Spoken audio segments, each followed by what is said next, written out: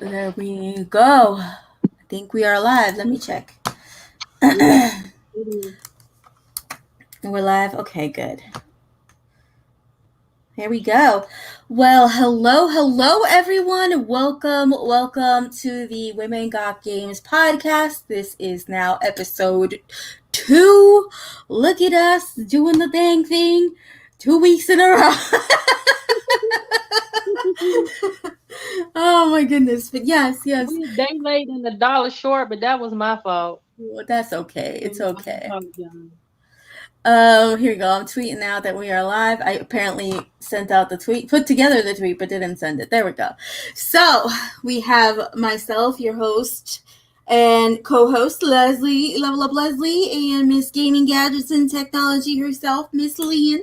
How you doing today, doll? I am wonderful. How are you? I am doing good. I'm doing good. Awesome. Yeah, I mean, I'm taking this social media thing very seriously. So I've started to actually try to get some certifications. So that's what I was working on today. Awesome. Yeah. So Onwards and upwards.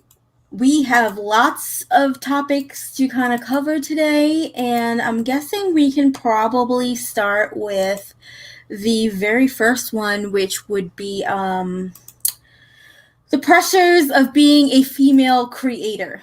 I was gonna say streamer, but it can go for just being a creator because there are people on Instagram, there are people on TikTok, there are people on Twitter, there are people streaming on different platforms, but the pressure of being a woman, a female in this space, and what that means. Because let me just tell you, okay, um, it's hard. It's hard. I battle all the time every time I hit that live button, whether or not I want to turn on my face cam. That's the first thing, whether or not to use the face cam. Because I know lots of people don't use it and still find success.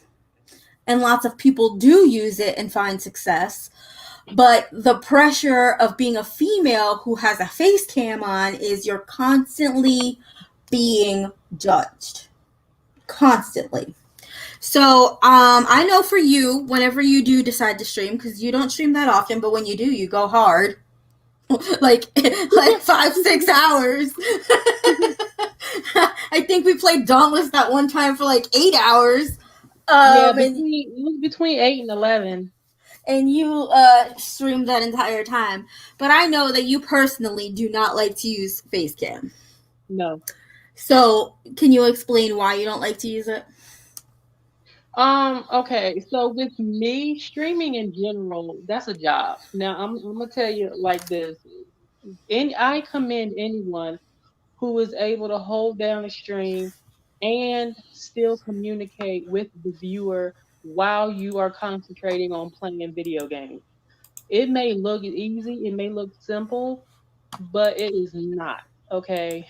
So generally if I'm streaming something, it's something that is fairly simple or something that I wouldn't have any issues with keeping up with while I am able to communicate with people.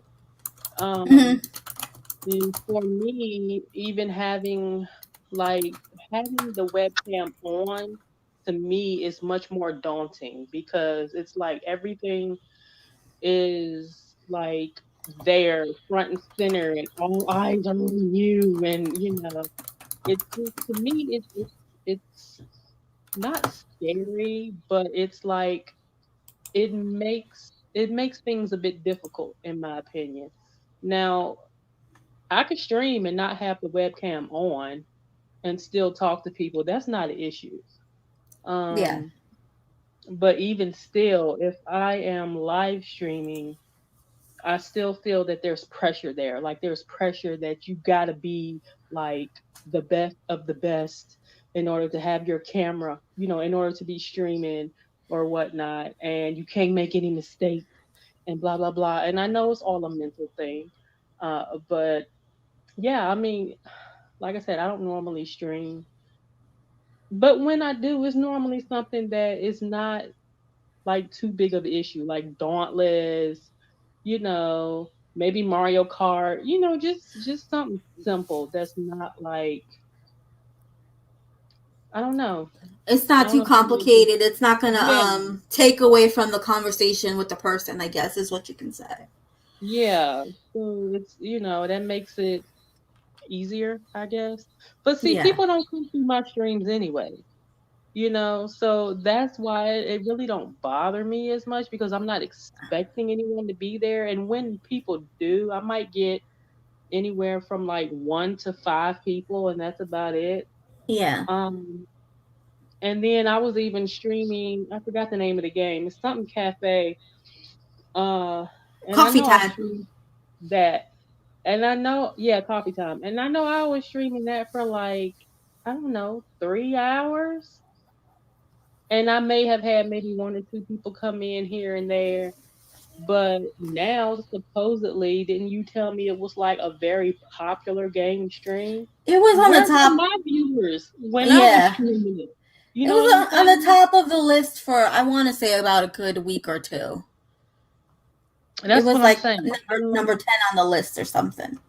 Yeah. So yeah, I mean, I understand that. So for me personally, if I'm gonna stream on my Xbox, if I'm not having a good day, if I'm just chilling, which I know is kind of unprofessional, it is, especially if you're trying to make social media and streaming your business, it's unprofessional. But I will leave the face cam off and stream through my Xbox because I don't really want to go through the whole hoopla of having to turn on my computer and fire up all these different software, because you guys, you think streaming is easy. It's not. There's so many things that go into it that you guys don't see behind the scenes. The same thing with making content on YouTube or anything like that. Number one, it depends on your style of stream and your style of creating content, and it depends on like how long it takes you to set up and all this other stuff. And for women especially, we have to decipher whether or not we want to look decent that day, whether or not we want to put makeup on that day, whether or not we want to have our hair done that day. And for men, they just don't have that pressure. Like, no lie, today Josh was watching someone unbox a Call of Duty box that they had given or sent to several influencers. And my dude, I'm not going to say who it was because I'm not just that rude, but my dude looked like he rolled out of bed and just turned on the camera. Basketball shorts on, a t-shirt, a hat, like just look like a regular schmegular old dude. If a girl was to get on stream looking like that, she would fucking get memed. She would get made fun of. It would be the end of her career as a streamer. And they're like, oh, but some people are like, oh, you're so pretty. Why do you use makeup? Oh, you're so cute. Oh, you're ugly. Like, they feel like because they have the anonymity of being behind their keyboard that they can say whatever they want. I And that, think a lot of guys, when they're looking at female streamers, I think a lot of them are looking at virtual girlfriends. yeah. And I know that kind of sounds silly, but in a lot of ways, I honestly feel that's what people are looking for. They're looking to form a connection with someone over the freaking internet, whether you feel the same way or not. And then if you're not returning their affections, is when they want to call you a bitch, they want to call you a slut, they want to call you a whore, they want to Mm-hmm. call you whatever else they can think of to call you, because they're all now they're butthurt. Yeah. And the whole thing is too, it's like, also, let's say you're a real streamer, you're a real gamer. Whatever you decide to stream, because it's not just down to games anymore. People stream their art, people stream themselves cooking, people will stream anything and everything nowadays. But let's say in particular for gaming, okay? People assume that if you have a tank top on, you're hot in your house and you have big boobs, that all of a sudden you're a cam girl. No, it's hot in my damn house and I'm sweating. Like, I'm trying to play this game and you're being an asshole. I Exactly. I have literally And one time, I'm going to tell you something. This was completely 100% by accident. I was streaming on, this is before I had a PC. This was when streaming on Twitch on your Xbox was first introduced. This was even before Mixer and Beam and all of that. I was playing the very first episode of Minecraft Story Mode, and I had so many viewers. I'm not even going to lie. I had so many. And because, number one, I wasn't expecting for anybody to be watching. I just wanted to play the game. Number two, I wasn't paying attention to my chat. It wasn't because my friend Rumo was like, hey, Leslie, did you see your chat? And I was like, no. So I opened my chat on my phone or something like that, and it was blowing up. And I had random dudes being like, show me your boobs. Like, and it's like, and me, first of all, number one, I suffer from chronic anxiety. It's not a self-diagnosis. I was diagnosed by a doctor. So I suffer from chronic anxiety. And for me, something like that on the wrong day can rub me the wrong way. Like, it would make me not want to stream. On that particular day, because I really wasn't expecting to have anybody, I was like, I'll tell you what, you show me yours, I'll show you mine. And of course, that shut that down very quickly.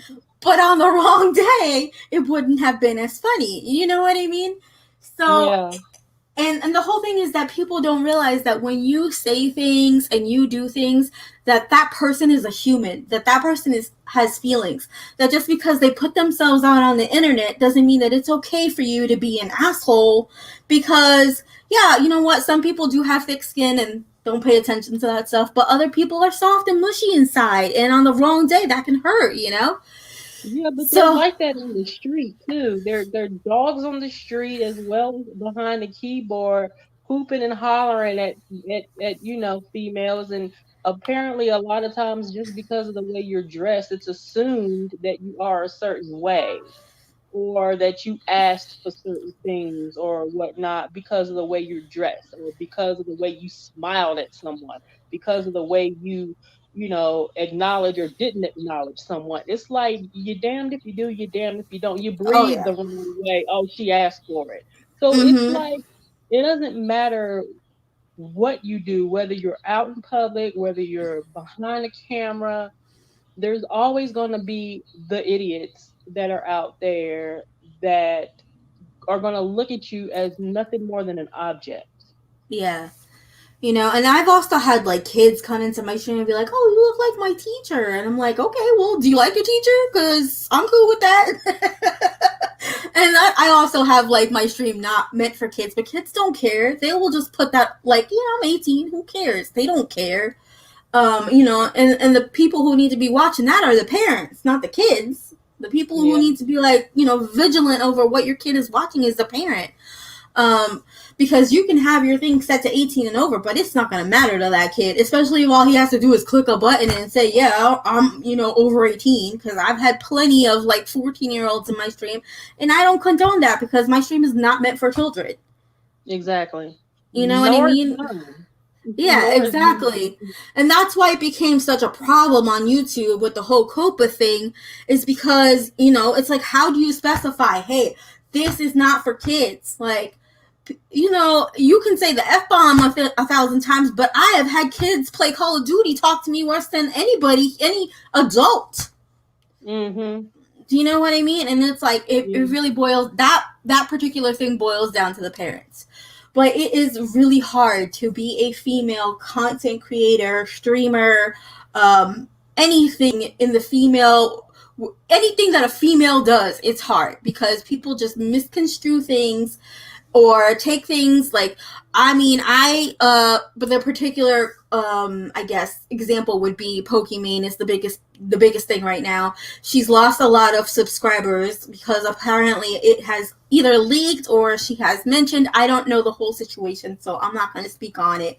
But the whole point is that she's lost a lot of followers, subscribers, because she has a man. First of all, number one, if you technically really support a creator, you will be happy for her that she's in a happy, healthy relationship, not trying to unfollow her because she's no longer your e-girl. Like, that is just not okay. I have read stuff on Twitter where particular streamers have lost their moderators because they found out that that woman was married or had a boyfriend. Like, first of all, that is none of your business. You know, and the whole thing is that people hold people who create content, especially if you have a higher following, they think of them as like a celebrity who's a little more attainable. You know? And it's like, let's just get it straight. You ain't gonna be dating Kim Kardashian or I don't know, Jennifer Love Hewitt. You ain't gonna be dating any celebrity. So just because this person is online and is available to actually like have a conversation to, who's in your chat and is reading your comment and will answer back, that does not mean that she is not a human being, that she doesn't have feelings, that it's okay for you to oogle and auger her like she's a piece of meat, because she's not. She's a person. And it's just so frustrating to think that men will unfollow a woman because she's got a man. You know? Leon, did I lose you, hon? Oh, we having technical difficulties, it seems. We shouldn't be. Okay, there we go. Yeah, okay. I say that is unfathomable. Yeah, it's really, really sad. I don't know why people think that that is okay. It's just not. And unfortunately, we get on camera if we decide to use a face cam, and we have to look to the nines for people to not criticize, and even then they still criticize. So you can't win if you do, and you can't win if you don't. So it's so hard to be a female creator in this space. It really is. So, the other thing I wanted to speak on. Oh, also, you know what? This was another example too. Now I'm not off the topic yet.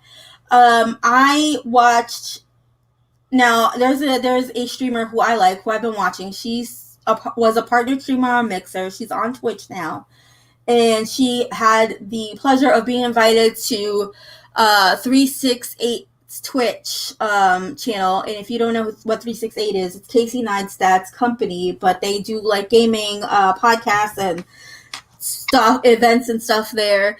And her and Jared FPS, her name was Nerdy Birdie, her and him were on the podcast. Of course, at first the podcast was on camera, and I know there's an audio version everywhere as well, but on camera, she was completely dressed up, had her makeup done. She looked beautiful. She was like a queen, right?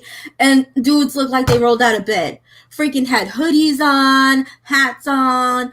One of them wore like gunners the entire time. Like, but meanwhile, she had to look like a precious doll in order for, you know what I mean? And that's really sad that that's the way that it has to be. Like, I mean, granted, she's a professional. She's trying to look professional. I understand that. But what if you just wanted to wear a hoodie and a hat?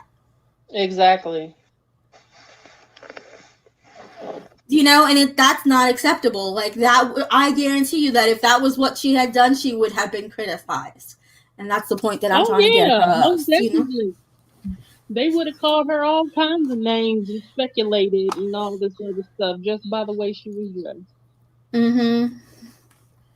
But yeah, so I mean, it's just so hard. And it's like, what do? You're damned if you do, you're damned if you don't. You just can't win no matter what you do.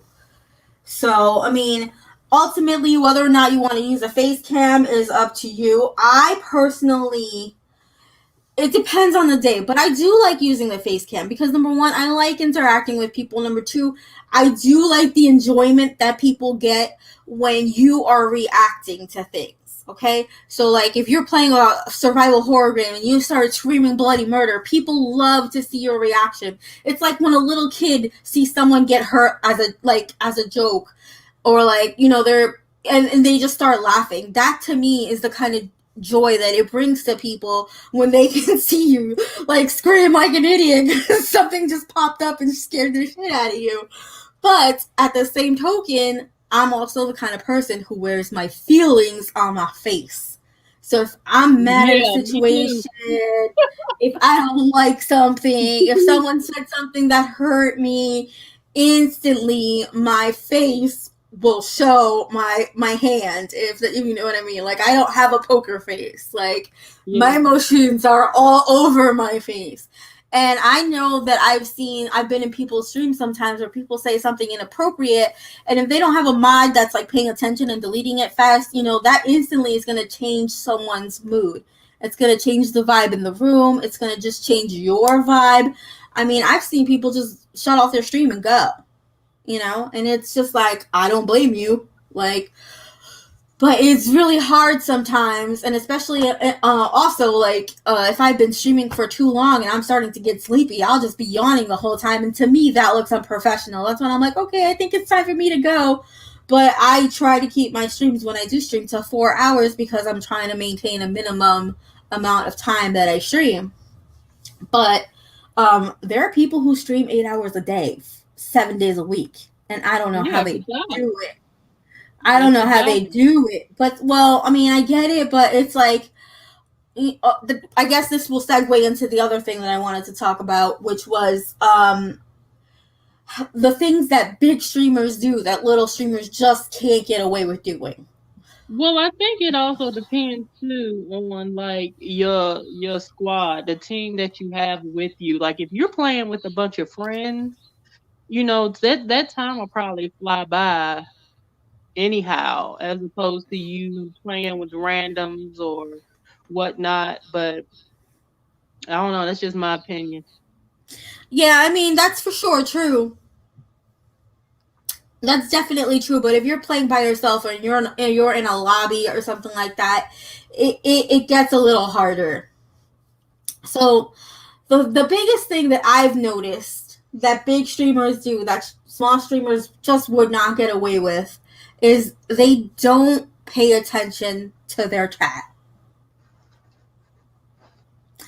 Especially if it's someone who's like a professional player and is just streaming, like Fortnite or Call of Duty or Apex, anything that has an e-sport thing.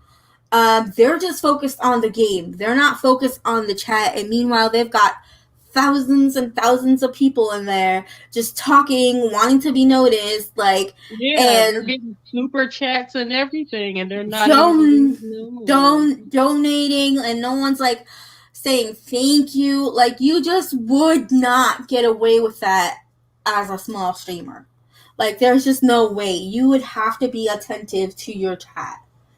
Like, and that's why it's important for, number one, I think it's important to pick a game that is not so mainstream. So, like, anything that's in the top 10, you probably shouldn't be playing as a small streamer, because there's just no way for you to get traction, especially on Twitch. Now, if it was like Facebook gaming, maybe even YouTube, you might get some viewers here and there, but the thing is that Twitch doesn't have any discoverability.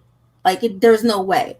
And even their search doesn't really work, So it's like, I mean, I have tried searching for my friends' streams, like putting in their actual name, and it doesn't even come up. Like, I literally have to ask people, hey, can you send me your link? Because it doesn't even come up, just me searching their channel name, which has happened to me several times. So Twitch, get on that. Fix that, please. So if you're playing a game like Call of Duty, where you've got billions and billions of people watching top streamers, I mean, probably millions. I don't think we're in the billions yet with Twitch, but millions of people watching other streamers play that, you're not going to get discovered. No one's going to go to the page 100 to see your stream. It's just not going to happen. So, I mean, and I say this to myself, because honestly, I will play Call of Duty and stream it, and then I'm like, what am I doing? I'm just killing my viewer average by streaming less. I can just play with my friends offline and not stream. And it's the truth. Like, I need to pick a game that is smaller, that not a lot of people are watching, so that people can actually find me. And it has to be a game that maybe people are looking for, or a game that's like nostalgic, that they're like, oh damn, I haven't seen some gameplay for that in a long time. Like, and that's honestly the honest to God's truth. But the other thing is too, like, if you're gonna try to be a streamer, you have to be making content elsewhere. Like, you have to be on Twitter, you have to be on Instagram, you have to be on Facebook, wherever you are comfortable with. You have to make content there in order to bring people to Twitch, because Twitch just does not have the discoverability. I'm sorry, there is like a little bug flying around me, and I'm like, die. What else do you think small streamers can't do that bigger streamers do? Well, I mean, there's a ton that I've seen over time of people using derogatory terms, people abusing their spouses or abusing their pets, and it's almost as if it's been looked over. But yeah, there's just a ton of different things that I've seen over time that larger streamers have done that it might cause a stink, but nothing ultimately has been done to rectify it. They may get Yeah. banned for a little bit, but then they're back. So it's like they just got a slap on the wrist. Whereas if that was a smaller streamer, they get banned and that's it. No problem. It's done. But larger streamers, it don't work for them that way. No, not at all. You're correct. There's been several situations in which that is happening. I mean, I think places like Twitch are starting to get stricter on that stuff, but it's like, you guys have been around for almost what? How many years? 8 years, 9 years, 10 years? Like, this should be rectified already. It shouldn't even be an issue. And then who was it? I forgot who I was talking to, but someone mentioned something about adults playing Minecraft to lure teenagers, which is just like, that's not okay. That is not okay. And if you see that happening, you guys, as viewers, are just as culpable of anything that's going on. So if you see stuff like that, like, make sure you report it, because that's not okay. Stuff like that is just not okay. Is there anything else that you could think? Oh, also, using derogatory language, being a racist asshole, having racist names as your username, or that's not okay. It should definitely be reported as well. Like, I think I was watching Miss Fun Size at the time. She mentioned that she doesn't play Fortnite anymore because every other username is the N-word. But I also feel like that's PC players as well, because I don't think Xbox will allow you to do that, because there's been times that I've done funny names, like, as a joke on Xbox, and they'll be like, we don't allow that word.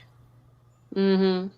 So I also think that has to do with a lot of PC players, and since we have crossplay now, it becomes an issue. So it's up to, like, places like Valve or even Xbox Online, like, in PC mode, to, like, ban things like that. That shouldn't be allowed. Like, we're in a day and age where, like, being an asshole is just not a thing anymore. Like, and if you're an asshole, you're gonna get called out on your shit. That's it.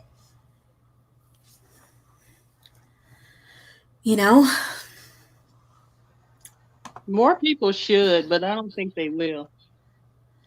I mean, I definitely do. If I see something that I'm like, no, that's not okay, I will definitely report it, or I'll try to get them banned or something like that. Also, like, I've done it, actually, and also I'm an Xbox ambassador, so I've done it. But yeah, I 100% agree. That's just stuff that's not okay. Or even just, like, stuff that's, like, sexual in I mean, you know what? I can't even. I'm gonna slap my own wrist for that one, because I'm gonna tell you why. Because back in the day, Josh had this set of friends he played Call of Duty with, and they had, like, parts of the map in which they would camp. Like, they would sit there and set up shop. Okay, so this one friend of his used to get so mad if he got killed. So I thought it was funny to make up a fake gamer tag. And the gamer tag was Venomous Vag. Oh. And I would go in there, and because I knew all their spots, because I played with them all the time, I would go in there and kill them, and then they would start raging and getting all mad. But also, like I said, that's not a name I should be using. But it was, I was like, it was like what, 7 years ago, 8 years ago. It's a different person now, but it was pretty funny back then, I will say. Mm-hmm. So that's stuff that definitely shouldn't, be done. Is there anything else you wanted to add to that? Because if not, then we can move on to the next topic. Okay, so I guess the other topic that we really wanted to talk about is if you've ever heard the phrase, real women fix each other's crowns. So meaning like if you're a queen and you treat yourself like a queen and you represent yourself like a queen, then you will help other queens rise, okay? So I've noticed that in this space as a creator, sometimes you will ask someone for help or ask someone, oh, how did you do that? Or what software do you use? Or how do I get better? And people will not respond. Nope. But there are people who will be like, oh yeah, I did this, and or you can use this, or this is a resource that helped me, or read this book. There are people like that, but for the most part, most people do not want to help you because they think that if you getting bigger along with them is going to intrude on their audience. But you guys, the space and the world is big enough for everyone. It is not bad if you know something and you have the knowledge to lend someone a hand. Now, I'm not saying give away all your secrets. I mean, some people do, and that's okay because they know that they're not in competition with anybody because they bring something different to the table. And the whole thing is, at the end of the day, if you're a creator in any space, it comes down to you as a person. Not what you do, not what kind of content you make. It comes down, people at the end of the day, like the person that they're looking at or the content that they are seeing, because it's based on the person's personality. So you can do the exact same thing that Melissa does and still not have any results because you're not being yourself. You're just copying Melissa. Mm-hmm.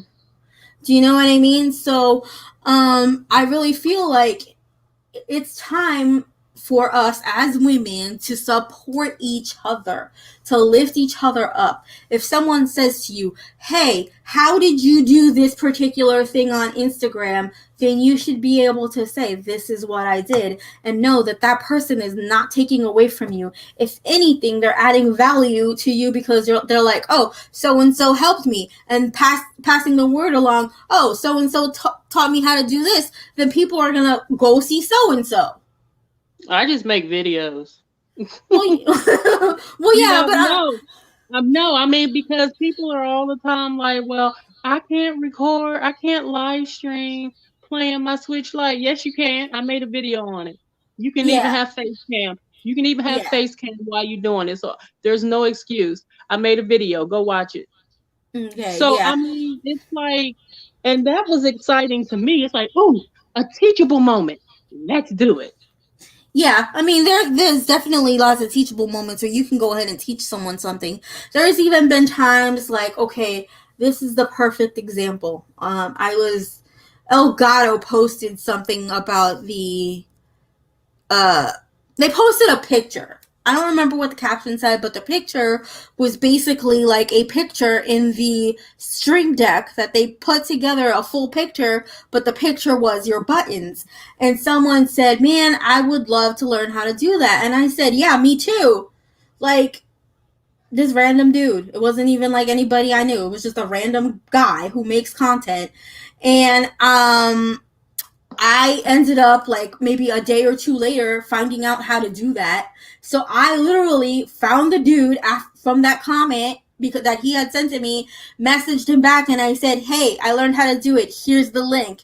He said, oh my God, thank you so much. Finally, somebody solid. And he followed me back.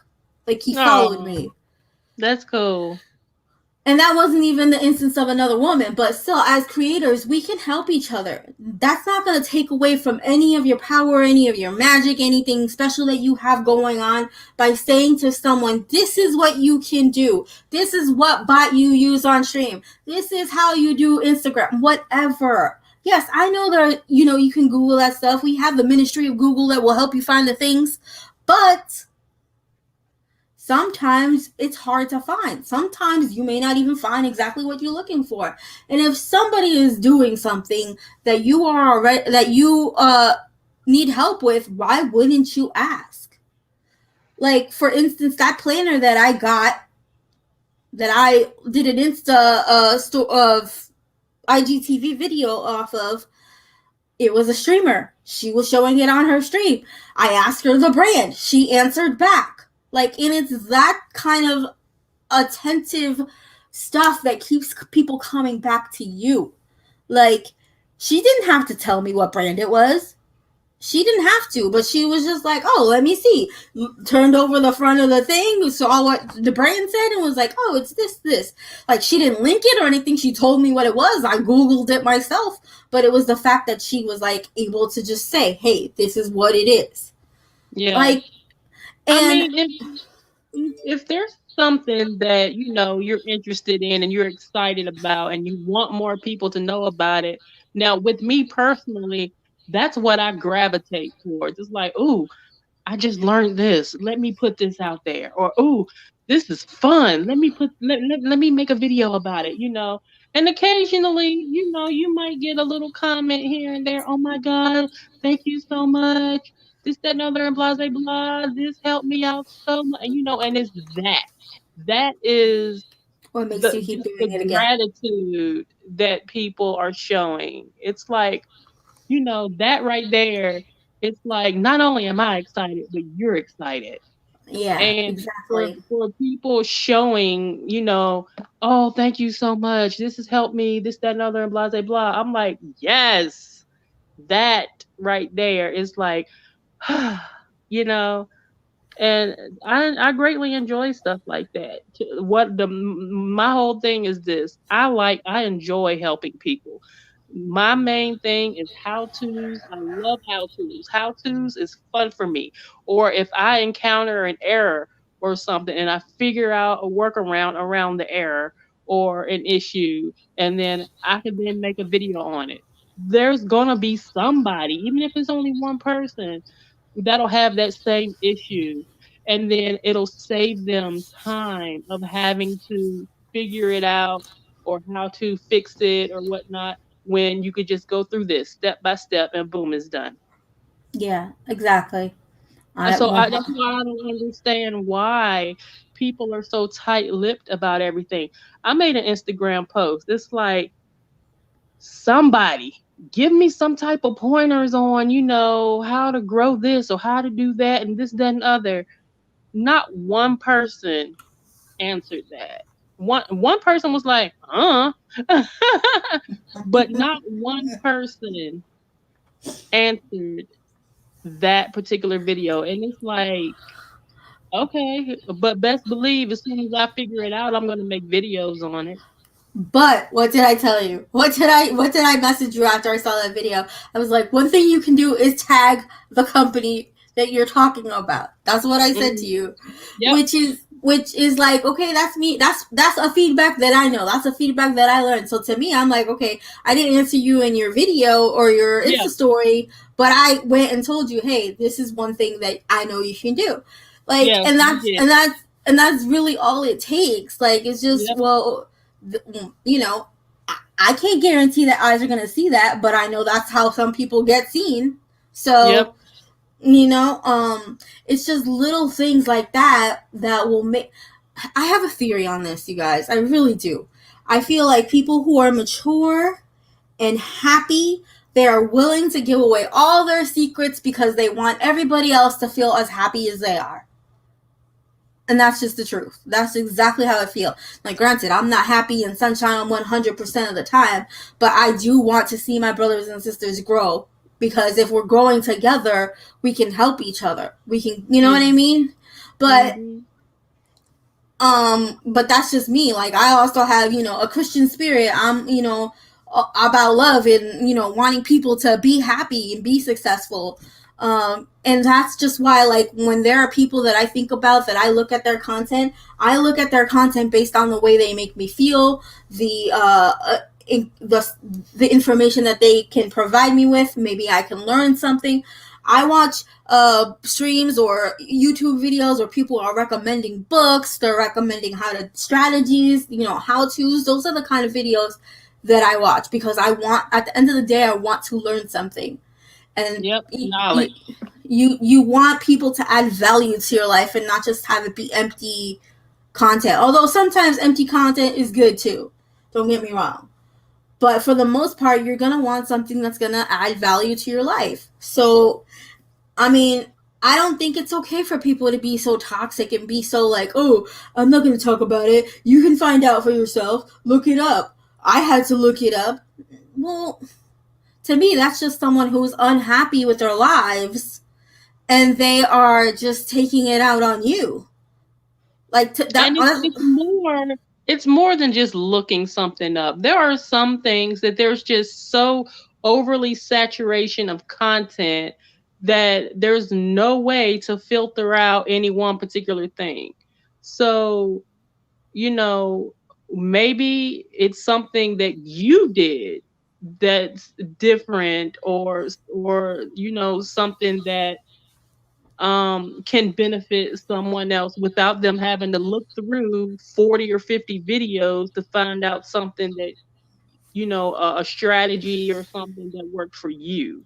Yeah. So, like you said, there's nothing wrong with lending a hand to fellow content creators, but that's just how it is. It's like, if you're not talking about somebody, if you're not talking about this so-called console wars, if you're not, it's always something derogatory or negative. If it's not centered around that, then guess what? You don't get the views, you don't get, any type of anything. So anytime you're trying to do something positive, or like, you want to stream and you want other people to enjoy the content that you're bringing, but then you have people coming in with malicious intent, and that kind of just brings the whole mood down, whether you want it to or not. I mean, it happens. Like you said, we're human. We're not going to have 100% days every day. We're not all hunky-dory and ha ha he every day. We are human beings. We have aches, we have pains, we have life issues. There, we may have family members that are going through some things. We may be going through some things. So it's not something that, you're not going to be all 100% like, oh yeah, la la la, we're going to do this, that, and other, and blah, blah, blah. So that's why, like I said, for me, in reference to like cams, nah. Me personally, I'll throw a picture up on the screen and call it a day. Here's what I look like. You see what I look like. Associate my voice with that. We good to go. Here we go. Here's the game. I mean, I've seen plenty of people do it. I've seen plenty of people do it. And, and there's nothing wrong with that. And I'm starting to learn, like, let me tell you something. There is no one more inside their own head than me. I will tell you. I am my own negative self-talker. And I'm trying to break out of that. I'm trying to set myself free of that. Because there's no need for that. Like, whew. But when I tell you I'm the hardest on myself, like, than anybody else, like, sometimes it's like you can say anything to me, but it's nothing I haven't already said to myself. And unfortunately, we need to get ourselves out of that sometimes. I know lots of people do it. Everybody does it. But we can't be, we can't be the negativity in our heads. We have to be the light. You know what I mean? So... I mean, I was going to say something, but I completely forgot what I was going to say. But it's okay. But yes, definitely. We have to be our own light. We have to be our own cheerleader. We have to be our own champion. And if we find people along the way that are willing to be like, yeah, girl, go ahead, you've got this, and show you how to do it, not just say you got this. Exactly. Because there's no you got this if you don't know how to do it. Like, There's Either no. that or just give you a breadcrumb. Sometimes, just having that one breadcrumb can be your breakout into the big leagues. I mean, all Oh, it takes is one. All I it remember. takes is one.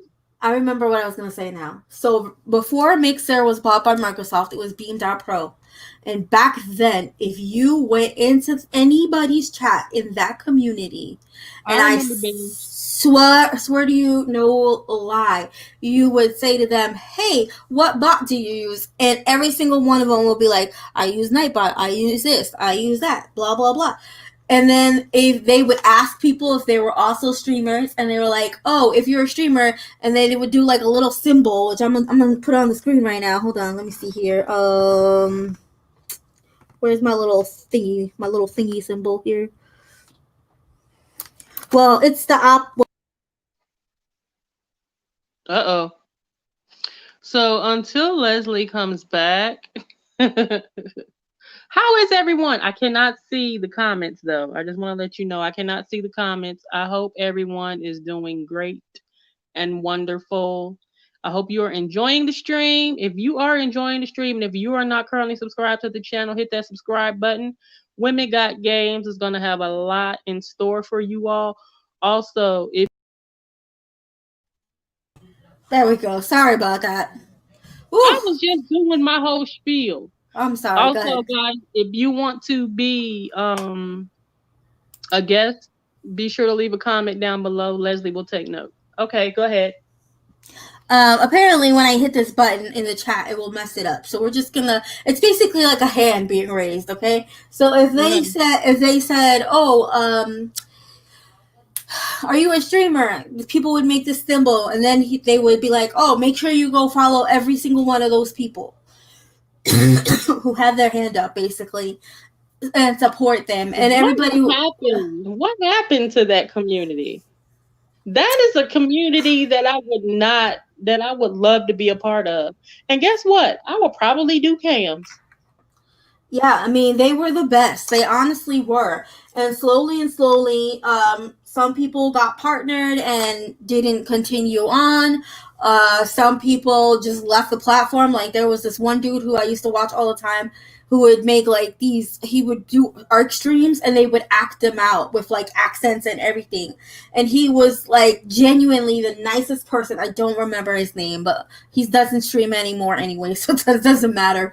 But, those kinds of people were like, "Oh my God, that was the reason why I wanted to stream," to be honest. Like, it was Mhm. that community why I wanted to stream, because they were just so nice and so helpful, and they just like lent everyone a hand, gave everybody their secrets, anything they learned. They were like, "Yeah, we want to build this community up and we want to do it together." Like, and that I missed. And when Microsoft took over, I don't know what happened, but I think it was also the fact that Mixer was right on the Xbox dashboard, which allowed for it to be easy for trolls to come in. But that Beam.pro community was just, they were gold. Like, you can't find a community like that anymore. It's just really hard to, I would think. But yeah, they were really the best, and that's the kind of community that you should want to build for yourself. People who will help each other, lift each other up. Even like, just be like, "Man, I'm sorry to hear that if you're having a shitty fucking day." They just will be that person. And honestly, there's several streamers that I watch just because they're that kind of person, that'll just, Mhm. they're very attentive to their chat. Like, if I go into a big streamer's chat and they're not even paying attention to anybody, I'm out. I'm done. I don't even bother talking to them. Like, and that's just the sad matter of the fact. And sometimes, especially if you're a really top streamer, it goes so fast you can't even see what people are saying, so people just leave. Exactly. Exactly. And and that's when people have things like sub nights or follower days where they can actually spend time with their community. But not everybody does that. There's only a special amount of streamers who do that. But I missed what you were saying when I got disconnected. Oh, I was just talking to the chat. Okay. Yeah, I'm so sorry about that. Apparently, when I hit that button, it just disconnected the entire thing. It just brought me back. But yes, was there anything else that we wanted to discuss today? Are you playing anything new? Have you been playing anything? Summer and Mara. What? Summer and It, Mara? yeah, and Mara. It's actually a PC game Oh, okay. that was ported over the Switch. So of course there's some graphical limitations there that I've noticed. But it's kind of like a sim game. It's a sim game. So you Mm-hmm. still do the planting and harvesting, and you make your own axes and things like that, and you're doing things um around the island, and something eventually happens. You have to repair the island and repair the boat so you could go to other different places. Then you can run errands and do stuff for people in the town, get money. Just the regular run of the mill type Gotcha. game. But it's really Yeah. cute though. It's really cute, and the music is it's very nice. Oh, that's nice. I like that. Hmm. I haven't really been playing anything this week except for there's this app game and it's just a tapping game. It's really all it is. It's called Adventure Capitalists. And I don't know if you remember like Lemonade Tycoon or something like that. It was Oh yeah, called. girl, I play those games all the time. Well, it's I guess it's kind of to the same respect. You start on Earth and you have a lemonade stand, a newspaper route, all and then you just build capital and build capital and build capital, and then you do it on Mars, and then you do it on Venus, and then and then they have little special events where you like unlock outfits and stuff that make you gain more profit and more capital. But it's literally just a tapping game, and my anxiety has been through the roof, so this is just mindless, like tapping. It's basically like it's like the fidget spinner on a tablet kind of thing. Um, Hmm. and so I've been playing that because I want to say like every other day or every 3 days they have little events. So I end up doing all the events and unlocking stuff that doesn't even make any fucking sense to my life. It's not going to add any kind of value to my life except for the fact that it's mindless dribble and I can get out of my own head. That's basically what I've been playing lately. Well, I also played a little bit of the Dauntless Yes, yes. with Nia and her friends, and I would like to say that they were very patient with me, and I greatly appreciate that because she was streaming, I was not. But I learned a lot in that little bit of time of playing with them, and I greatly appreciate them being as patient as they were because I had not played that game in forever, and everything's changed. Like Yeah, the whole hub is completely different, and but yeah, I greatly appreciate that, and that goes back to what we were saying of helping each other. yeah, So, and I felt so bad. I'm like, well, hell, my damn mic is not working. So we figured that out.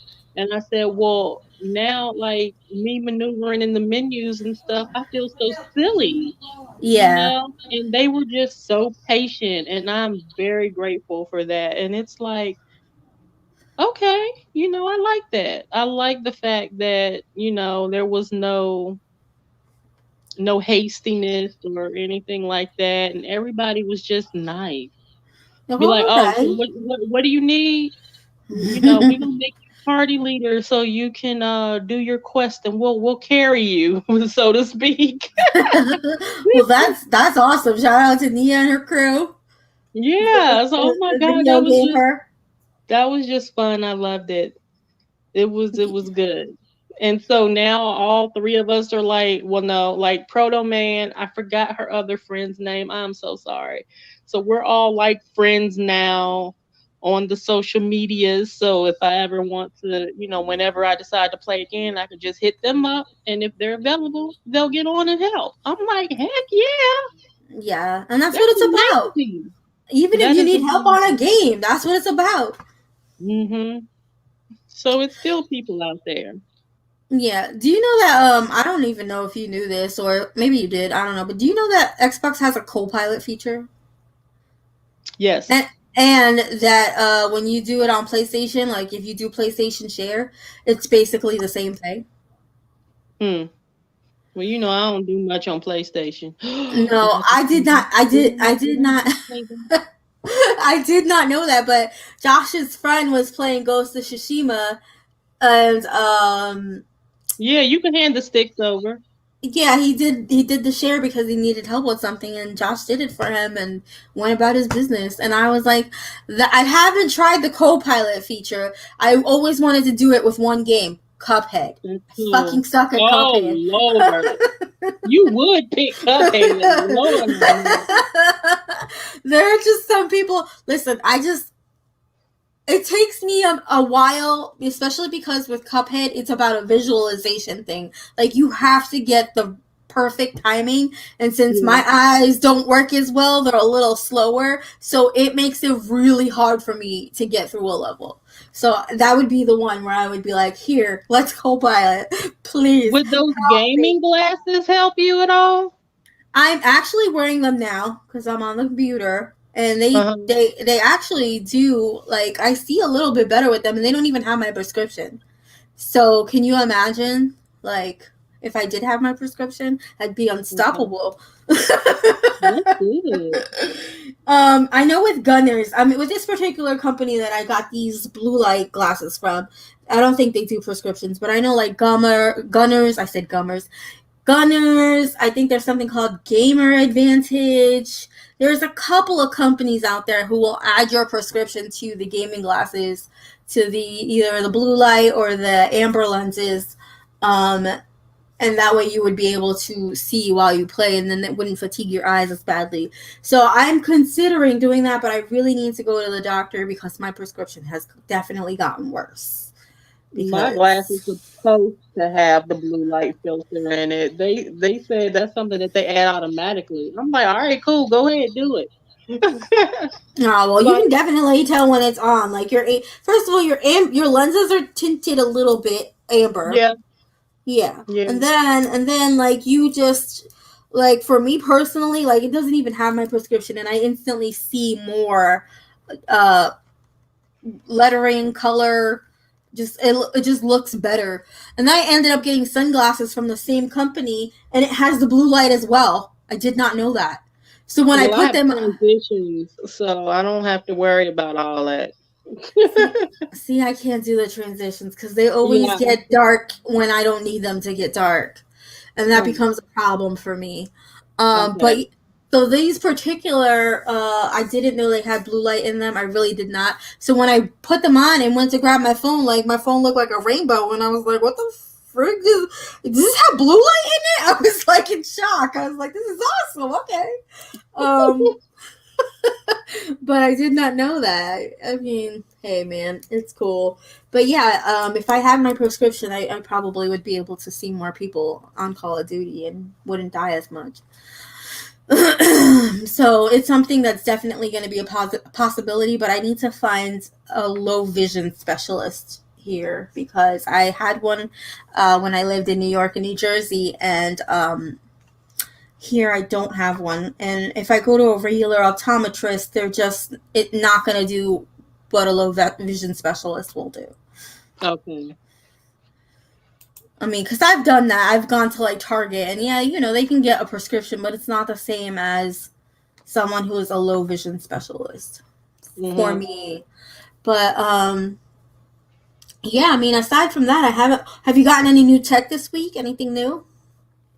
Yes, I actually have the Samsung Galaxy Watch Active 2, 44 millimeters, so it is the bigger one of the two, and it is the LTE one, which I activated the LTE. So now I'm not tethered to my phone. If I'm away from my phone, I can still use my watch and not Mm-hmm. have any issues. Yeah. I find that to be helpful. Like me, a lot of times if I go, like for instance, into the mall or into a store. More than likely, my phone is in the car. So I'm Yeah. not tethered. I'm not tethered to my phone.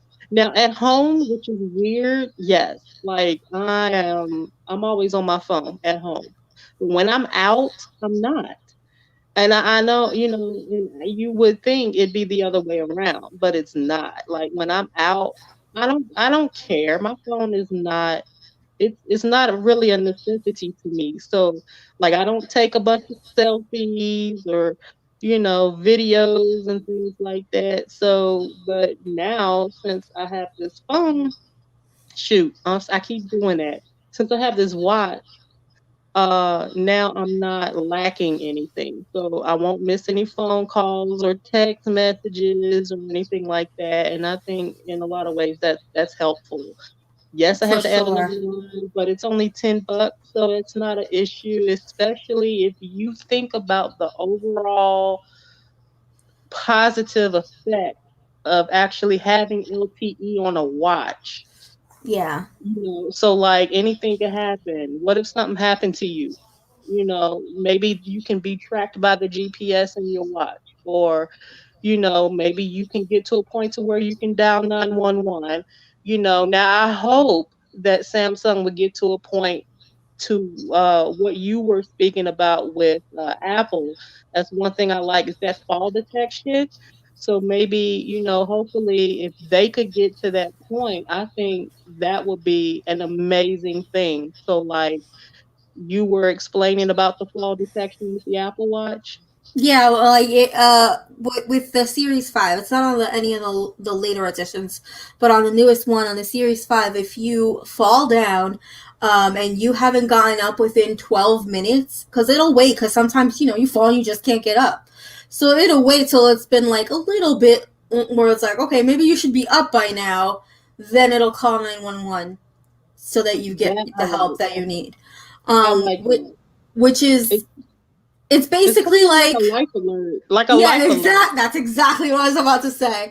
It's exactly like that. Remember that commercial with the little old lady? I've fallen Yeah. and I can't get up. It's basically your life alert. Which, to be honest, I would love for my grandmother to have something like that. Yeah, I tell my You mom know, she needs that.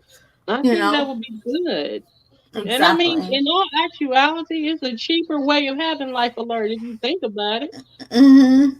I mean, Yeah. overall, I think it'd be a cheaper way of having that. And I know they have the what is it, the EEG thing? Hmm.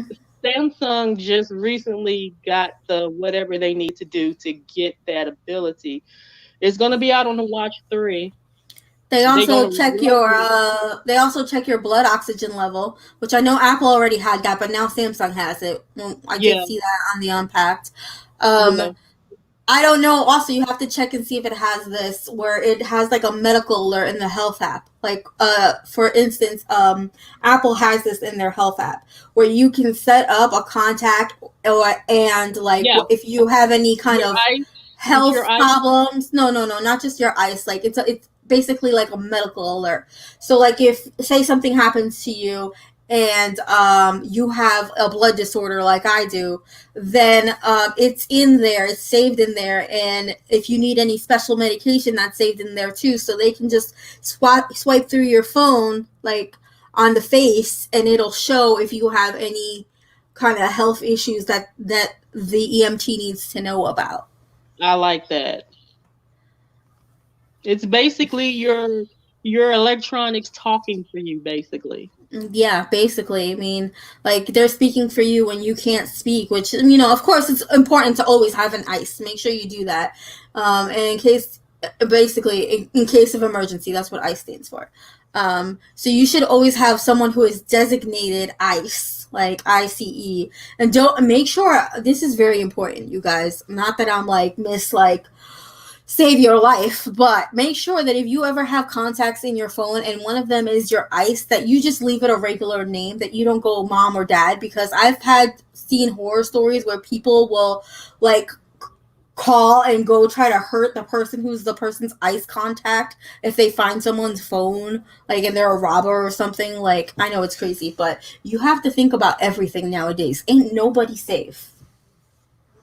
you know. So Let's make sure that you never just leave it like mom or dad. Just have like their name. They don't know who they are. They could be anybody, but you know they're your mom and your dad, you know. But yeah, it's really sad, but people are crazy. So the because it has LTE, it has GPS, right? So you can like would you be able to like do a pin drop or something if something happens to you, someone can find you? Yeah, like with the ice contact thing, it has set up too where if you tap the home button 3 times, it'll automatically pin and Your alert location. Okay. pin your location and alert your ice contact of where you are. Oh, see, that's really good. I like that a lot. Yep. And Yeah, they have that. that's how innovative stuff has gotten, man. It's crazy. Wow. Yeah. For myself, in terms of tech, I'm still on my iPad Pro. I think we talked about it last week, but I'm slowly. Words are hard today, man.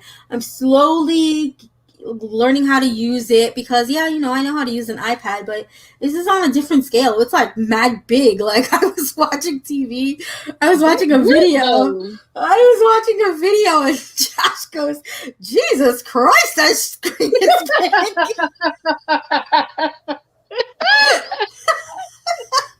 Josh is so funny. It just made me laugh so hard. It's the 12.9 inch. I don't have an Apple Pencil for it yet. I just don't. I do need to get one though because it would make my life easier. But I've able to basically use it as a laptop if I'm being honest. Like it opens up full desktop pages, so it makes it easier, especially for someone who is visually impaired. I can zoom in, zoom out. I started doing a new devotional this week, so I'm on day 3 today, and it makes it easier for me to like read because you know in those reading apps you can just make the print bigger. I mean, don't get me wrong, I miss a good old fashioned book. There's nothing like having a good book in your hand, but it makes it so easy on your eyes. I mean, aside from that, I mean, I'm just enjoying playing my little tapping game on it, even though now it looks like 3 times the size. but it's good. It's fun. It's really nice. I'm enjoying it. So I mean, I'm not gonna enjoy it when that bill comes, but Well, speaking of tablets, I want that Tab S7 Plus. And look, I don't want the S7, I want the S7 Plus because it too has that 12 point, what is it, 4? 12.4, 12.7 inch screen, something like that. Yeah. And therefore, using the keyboard with it would be more akin to a laptop. Yeah, So exactly. that is the main reason why I want that size versus the smaller size. And I'm still avidly looking, and I don't see it available anywhere yet. And first place I go is T-Mobile because that's who I'm with is T-Mobile, and it's not Well, available on T-Mobile. remind me to And message you when we get off of here because Josh told me about some leaks of stuff that's going to be offered with the tablet.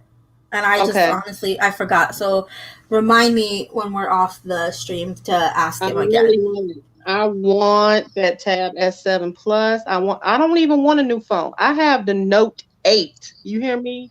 The Mm-hmm. Note 8. Not 9, not 10, whatever else they had, the 8. I don't want a new phone. I want the tablet. That's what I want. That's all I want. That's it.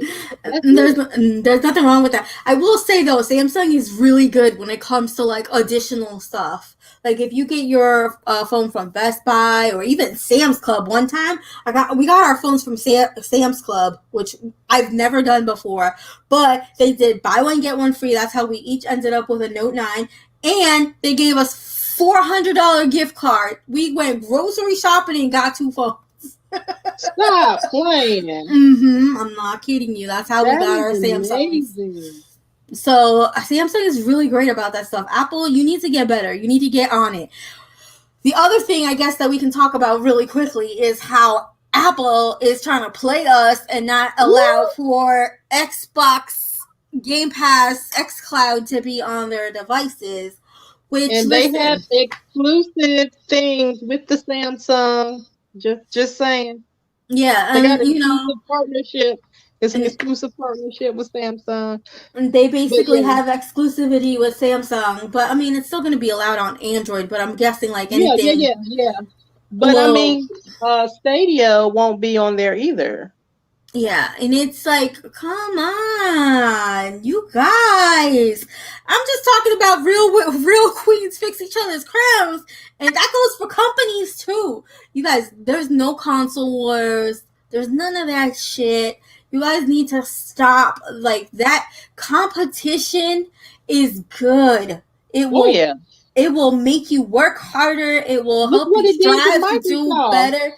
Yeah, exactly. Like a competition is good. Whether or not you're a Samsung or listen, there's always gonna be a war. It's always gonna be like Linux or Microsoft, Xbox or PlayStation, or Apple or Samsung. Listen, you guys all copy off of each other, so I don't even want to hear nothing about that. And at the end of the day, like yes, I know Apple has Apple Arcade. I get it. You guys have your little thing, but it's okay for you guys to have Xbox and Stadia on there too. Cause that's not gonna take away from the Apple Arcade, especially if you got little exclusive games to play in Apple Yeah. Arcade. Do you know what I Hmm. mean? Like it's not Yeah. gonna take away from the experience. So why? Why are you playing us? And if anything, all that's gonna do is make people who really enjoy Stadia or people who really enjoy Xbox want to go to Samsung. You just gave the competition more more business. That's all. Ammunition. More ammunition. And you know, and it's like my mom was talking to me about Apple the other day, and I was like, "Don't even talk to me about Apple right now." And she started busting out laughing. She's like, "Oh, what they do?" And I was like, "It's nothing that you're gonna understand." But then I told her, and she's like, "Oh, well, that's bad." No, she's cute. I mean, she had no idea what I was talking about, but she felt my pain. um, so yeah, you know, and not even that, but even like when the experience was on iOS, because let me tell you something, I got into the iOS beta. All they had available was Halo Master Collection. I barely got to play it because every time I did, it would crash. That's number one. Number two, they had no other game options on there, so I didn't even get to try other games. And then it literally booted me out of the beta like 3 months ago. So I haven't even been able to check and see if they ever updated it. It's going to be gone August 21st anyway. It's going to be off of iOS. It's going to be off of Samsung. And then it will officially launch on Android and Samsung on September 15th. But Apple, there was no reason for you guys to do that. If you guys can develop apps, if you guys have Xcode for developers, if you guys have conferences to help your developers learn how to create and be better developers, then why can't you allow for outside companies to put their apps, their products on your thing if it's just going to make your product better? Like, I just don't understand why people have this mentality. Like, it Because it's doesn't make not any going through their sense. screening. It has to go through their little processes. They gotta do their screenings and stuff. And those types of things can't go through the screenings. So before it comes out on their little devices. Now, I I mean, mean, I've had Apple before. I still have that Apple products, that but doesn't when make it sense to comes, me though, because if it was available as a beta on iOS, it should be available as an, and that's just some BS excuse that they used to be like, no, you can't be here. That's all it is. yeah, Because if it was on there as a beta to begin with, then how did it get there? I mean, I I just don't just understand. I've just always liked the versatility of Android. I have nothing against Apple. I don't. I really don't. Other than them charging an arm and a freaking leg to make minor changes to their devices that they put out every year. But people buy them, so apparently it's okay. Um, but That's not saying that other companies don't do the same thing, okay? But at Mhm. the same time, I've always been partial to the versatility of Android. So, I really like the fact that I can fully get the top uses out of my devices by using apps on Android, and Apple is more of a closed ecosystem, so you are stuck. You are stuck with what you have, and that is it. Whereas, unless you jailbreak, and jailbreaking is not a good thing. I'm not an advocate of that. I'm not telling anybody to do that. But I'm just saying that would be the way to get around certain things. Like I said, I'm not telling you to do it. Don't do it. You'll get in trouble. You'll get banned. But anyway, whereas you don't necessarily have to do that with Android, because there's so many different types of apps that are available, Mhm. even as a workaround for whatever it is that you're wanting to do, that you can just do it. So, Yeah. I mean, that has always been my drive for Android, is the versatility of me being able to use my devices for what I want to use them for, and use it to the fullest extent, as opposed to being closed behind doors. Mhm. I don't like to be locked behind doors. And at least with Android, I feel like that's not an issue. I mean, I get it. I get it. It's definitely more versatile. I mean, there has been times where I've owned a Samsung and an Android, and there was a particular app that I wanted, and it just wasn't available on the Android system, which can be frustrating.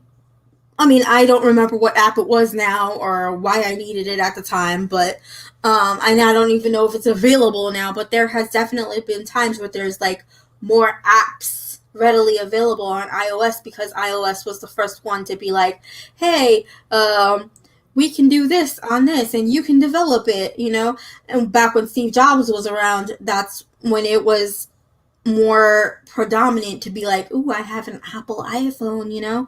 I fell in love with Apple when I went to school. I went to school for multimedia design, and the school that I went to gave you a MacBook. That was Mm, your that was your MacBook to work with during the time that you were at school.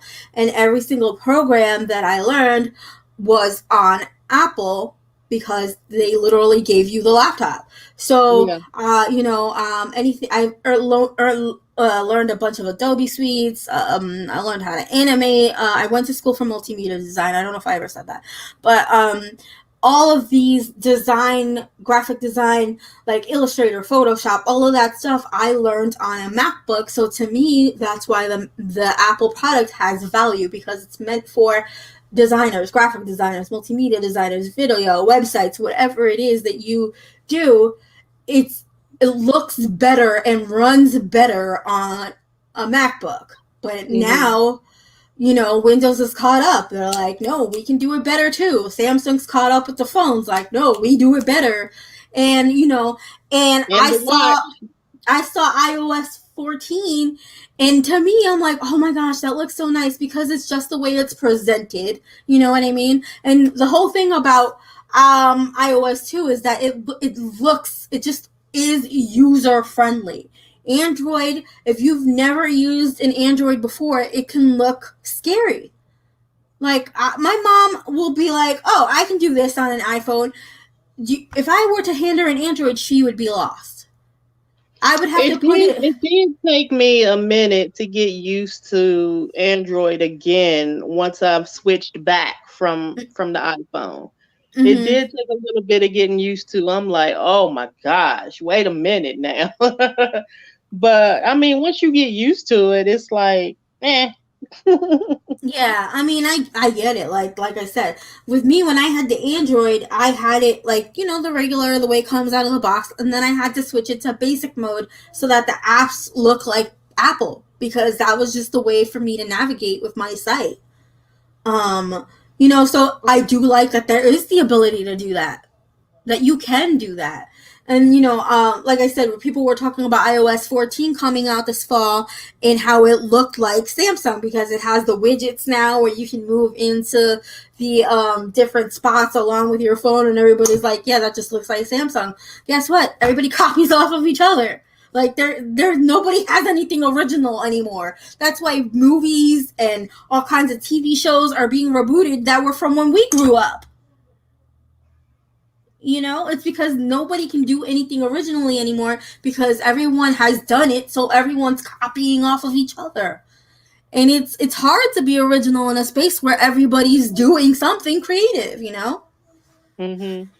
But I do agree with you that Android is more versatile to Apple. And yes, I don't recommend jailbreaking, even though I have done it. But that doesn't mean I condone it. And I've also done it with a device that, number one, was no longer under warranty because it will null your warranty if anything happens to it. Yeah. So it was basically like an old phone that I didn't have under contract anymore that was just basically using Wi-Fi that I did that with. So I 100% don't recommend doing that unless it's something like that situation where it's not under warranty, and if something happens to it, well, okay, that's it, it's done. And then you're not paying for it monthly because now the phones cost so damn much, the tablets cost so much, the watches cost so much that you need to pay monthly payments if you can't afford it outright. That's true.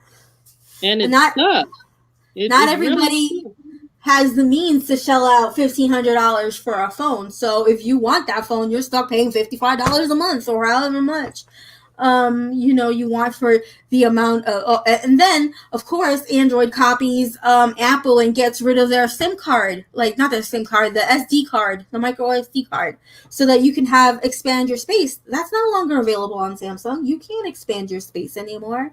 Yeah, you can. Well, on yours, not on the new ones, you can't. Yeah, on that S20 you can. Well, maybe on the S20, but on the S10, it was not allowed. You could not do that. Okay. They took it. They probably brought it back because people were complaining. But there was, I think, I'm pretty sure it was the 10 generation because the 9 still had it. The Note 10 did not have the capability to expand your memory.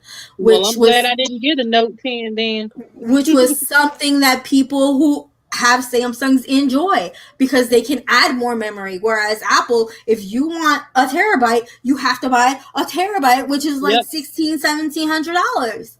Exactly. When they should just add the slot for you to add your own little micro SD card. Like, I'm sure it's not that hard. I mean, and then, of course, micro SD cards are primarily cheap. Depending upon the size, you could get like maybe a 400 gigabyte for like $50. A terabyte last time I checked was like $299, which is outrageously expensive. But over time, as we all know, those tend to decrease in price. So, that's cheap removable memory. They don't want you to do that. They want you to pay them extra ducats so you can have that space already inside of your phone. Yeah, I mean, I know, and it sucks. And let me tell you something. I watched Samsung Unpacked, and I sat there, and I was like, ooh, that Note 20. Ooh, you gonna make me want to go back. You gonna make me want to go back to Android. And I'm not an Android person. I'll be the first one to be like, I'm all Apple, just because number one, all their ecosystem goes together.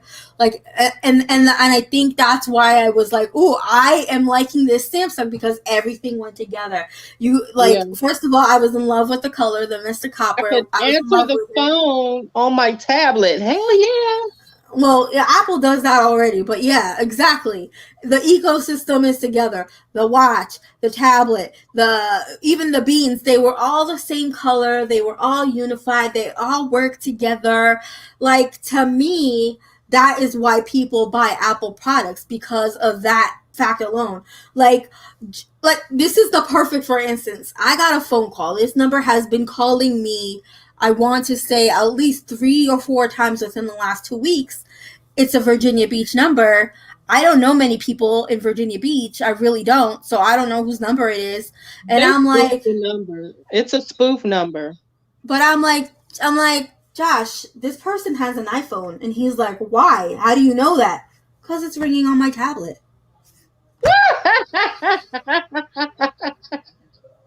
It's ringing on my tab. Did you answer? No, I didn't answer it because I don't know who it is, and it's probably a telemarketer or something. But, I Googled it in case it was like a doctor or something that I'm supposed to be seeing. But it was like somebody's cell phone from Verizon. So, and then people are working from home now, so I'm sure that telecommunication type telemarketing works the exact same way.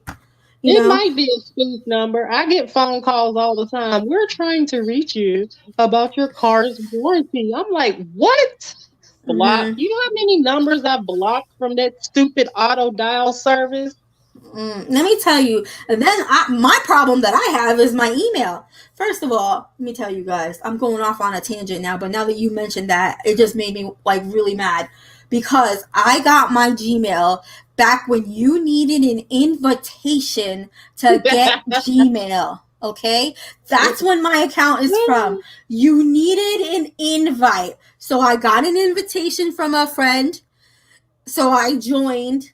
And now, all of a sudden, anybody whose name starts with my first initial and my last name, and and they maybe thought they put the number 1 behind it, I'm getting all their emails. I don't know anybody who owns an Audi.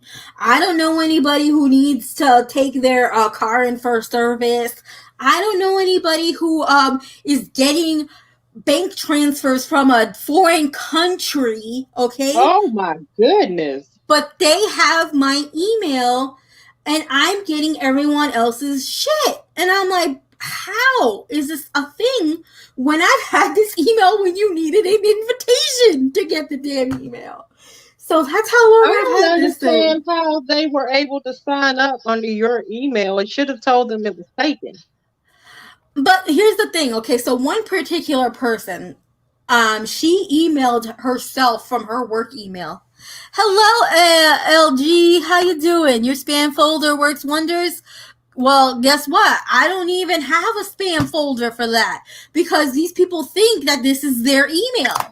I don't know if they just think that it's their email and they just wrote down the wrong one. I don't know. But this particular person emailed me from her work email and I legit emailed her back and I was like, Madam, this is my email. I have had it since Google decided you needed an invite to join this email, and this is in your email. And I still get emails from her for her stuff. So I'm just like, oh, God. What's up, LG? But yeah. LG said his spam folder worked wonders. I wish my spam folder would just like get rid of those people. Like, when I tell you these people are getting Did you put it in the spam though? Mark it as spam?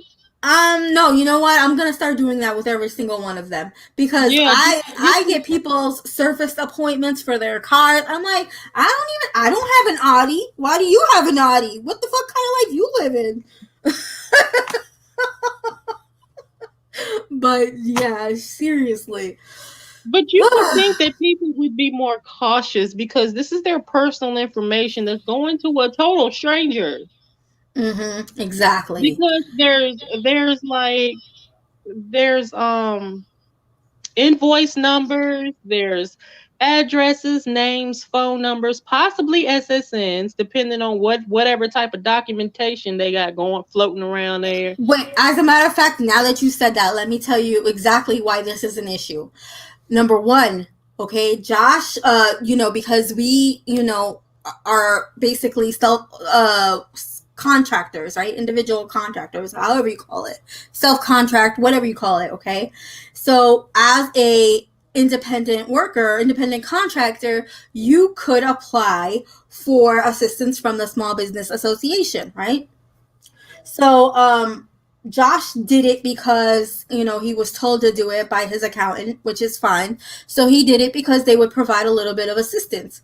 And so because I help him, I thought that he signed me up. Okay. Lynn, let me tell you. I created a password, I signed in. Turns out it wasn't for me. It was just my email address, and it was this gentleman, his business, like could take out $65,000. Okay, like what if I was like some shisty person and just took his small business loan? That is scary. I'm not that person, but in someone else's hands, that could have happened. Like they literally had all of his personal private information listed on his small business application.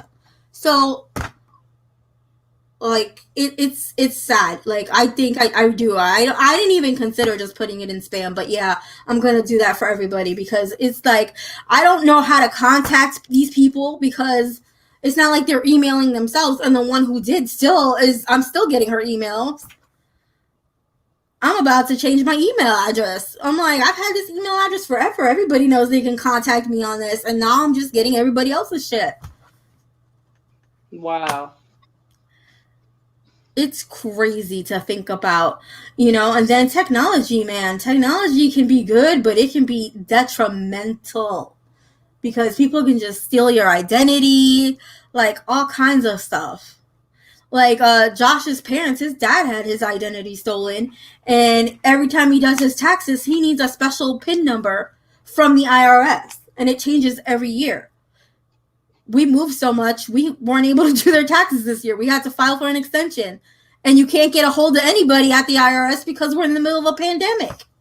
Yeah. So, it's crazy. It's crazy how, like, and I watch TV shows, and even thinking about how I grew up, like, we were in a weird generation, because we're in the generation where we're at the cusp of when technology first started to really come out. So, we were on the AOL and the MySpace and all of that stuff. So technically, yeah, you know what? We're social media savvy, but we're still able to enjoy our childhood. Like, we didn't have, like, do you think about, like, damn, how did I get in touch with my friends when we didn't have cell phones? From the landline. Exactly, and if they weren't home and they didn't get the message, you know what I mean? Like, I remember getting a what was it that I got? I got my own line. Okay, let me tell this is how spoiled I was. My grandmother used to spoil me so bad, because I was her firstborn grandchild. So she used to spoil me so bad. I told her I wanted my own line because I wanted to have private conversations with my friends, and my parents kept interrupting me and blah, blah, blah. So she called my parents' Verizon people, like, told them their phone number. They looked up the account, and they came and installed the line without telling my parents. What?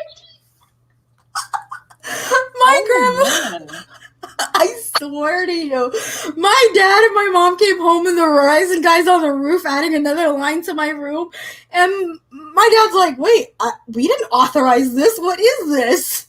And my grandmother comes downstairs like, oh, I did it. It's for the girl is called Nina, and she's like, it's for the Nina, like. Wow. My parents were livid, and they weren't gonna start a fight in front of the Verizon guy. So they were like, you can have this line, and then when you turn 18, you have to pay for it. When you get a job, or when you turn 18, you have to pay for it yourself, which was fine, because I ended up getting a job that summer, so I ended up paying it myself. But still, like, I did it without their permission. That is nuts. So I had my own line in my house, and that's how I would talk to my friends. But yeah, even back then, like, you just think about it, like, and then if you wanted to see someone, you just ride your bike. There was no Uber, no, you know what I mean? Like, yeah. And taxis were way too expensive to be taken all the time. That's how I was so skinny when I was little. I rode my bike everywhere as a teenager and everything. It's like, ride the bike 10 feet and so. Yep, exactly. Yeah, I lived on one of the longest streets ever. Like, it was so long. It would take up, like, the entire town. That's how long it was. And my friend lived on the same street, but just way, way further down. And I used to just bike to her house. And it was almost like a 3-mile bike there and back. But that's how you did it. Yep. That's the good old days. Yeah, it is the good old days. It really is. I think we've hit the end of our podcast here. So Okay. I'm just going to we covered so much. So many things. Yeah. So thank you everyone who tuned in, or if you're going to tune in later, we appreciate you for taking the time to listen. I'm still trying to get the podcast on Anchor. I'm trying to figure out a little workaround here, because if this was done in OBS, then I could record it, but I haven't figured out how to do it. So once I get the stream on all of the podcast services, I will also let you guys know as well. We will try to be on time next week, next Sunday. So you can tune in on Sundays at 1 p.m. Eastern time. Also, if you guys would like to be on the podcast, please leave a comment, send us a message on Twitter. You can find it everywhere at Women Got Games, and you can find Miss Lynn everywhere at Gaming Gadgets and Technology, right? Well, I'm gonna try. Game Gadgets Tech on Twitter. Okay.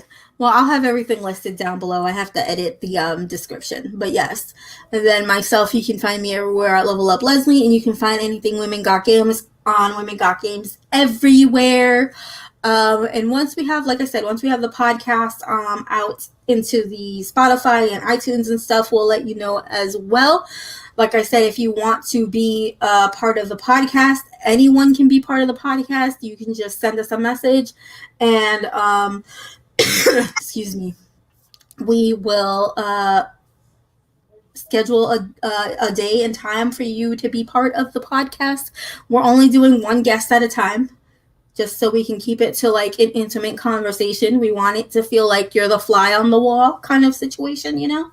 And excuse me, if you are a female in the gaming and tech space, creator, streamer, whatever, and would like to be featured on our YouTube channel and on our socials, please also leave us a comment down below or send us a message on Twitter, Instagram, wherever, and we will get back to you as well.